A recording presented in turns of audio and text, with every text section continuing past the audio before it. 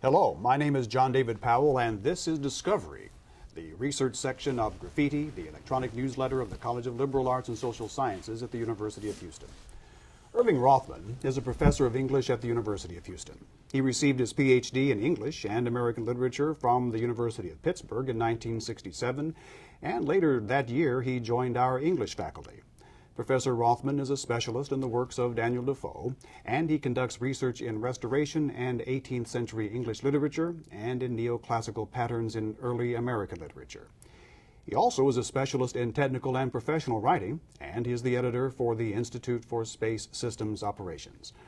Irving Rothman also is the editor of the Barber in Modern Jewish Culture, published this year by the Edwin Mellen Press, and it is my pleasure to welcome you to Graffiti. I guess the big question, the first question is, how did you do a book on the Barber and modern Jewish culture? Of all the things, I mean, you're an expert on Defoe, and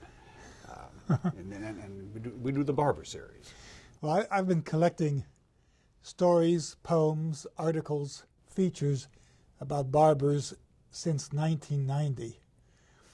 I have about 600 of them that I've published in bibliographies in a book called The Bulletin of Bibliography.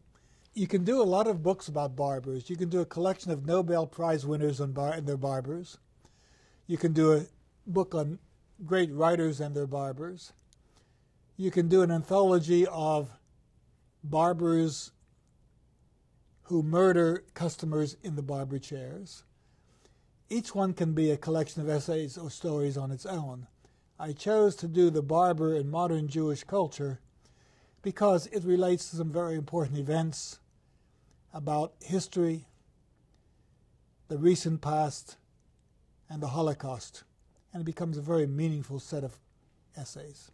Well, this takes us from probably the most famous clip job, Samson and Delilah. Exactly. And brings us up today. I think you even did a piece on Sweeney Todd. Right. Sweeney Todd we did because Sondheim. The book is stories about Jewish barbers, stories by Jews about barbers, and stories that have barbers featured as an important part of them. These stories go back quite a distance. Plutarch, for example, speaks about three types of barbers. One was executed by the emperor for maligning Dionysius. Another was put on the rack for speaking out in his barber shop and blaming the Romans for a certain war. When the barber asks the emperor Archelaus how he wants his hair cut, the emperor replies, in silence. Because barbers are very garrulous, and they actually are meeting places in many countries. For example, when the Taliban collapsed in Afghanistan, the poets who were not allowed to speak out and not allowed to write gathered in the barbershop to write their poetry, to read their poetry. There are many, many instances where we know the barber is actually the center of the community. We don't see barbers so much in the big cities as you do in the small cities. Is this a declining profession, or are we losing something because we now go to stylists or beauticians to get haircuts? Well, I read an article in the paper the other day where someone was complaining that young men don't go into barbering anymore, that it is being turned over to hairstylists. But there are plenty of barbers in this city and plenty of barbershops that will continue. The barbers took a big hit years ago when Gillette razor produced their safety razor. Most people shaved at barbershops. At that point, barbers are presumed to have lost more than 50% of their business. In recent years, barbers who used to shave with straight razors and would strop their razors to make them sharp no longer do that. Razors now have changeable blades because of AIDS. If you were to cut someone with a blade and retain the blade, you might transfer aids to someone else. So there have been equipment differences in barbershops. Mm-hmm. You had, of course, you did the piece on Sweeney Todd. You had something in there from Cynthia McDonald, who used to be on our faculty in creative writing. But just before while we still have a little time, one of your favorite pieces that you have in here was The Nobleman's Mustache, I believe. Right. The Nobleman's Mustache was written by a fellow named Itzik Monger, a Yiddish writer.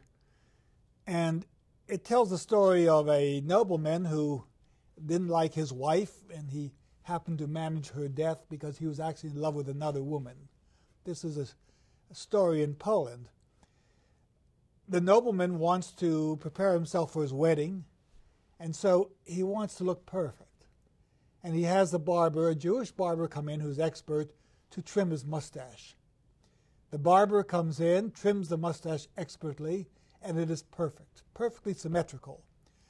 But the count, the Polish count, feels that something's wrong with it, and so he wants the barber to cut more. The barber knows this is a mistake, but he won't reject the will of the count. He cuts the mustache, and the count discovers that it is uneven. He is so angry that he has the barber taken out and lashed by his men 170 times. Now, the Bible says you're only allowed to lash someone 40 times. So this was overkill, and of course it killed the barber. The barber's wife was so angry that she cursed the count. We're not sure how that curse manifests itself until the wedding dinner, when the count faces his new bride, and as they're about to kiss, she sees his mustache growing in front of her.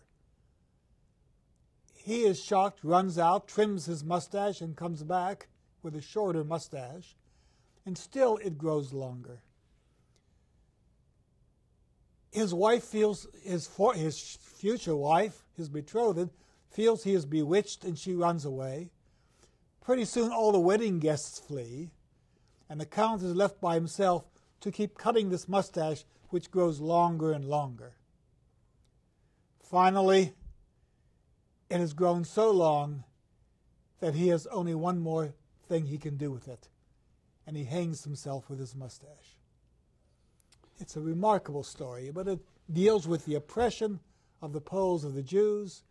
It deals with superstition. It deals with the aristocracy and their arrogance. It has a lot of information that you can learn from it. And that's just one of how many, probably? 58. 58? 58 other stories in here. It's right. The Barber in Modern Jewish Culture, a genre of people, places, and things with illustrations. Irving Rothman is the editor.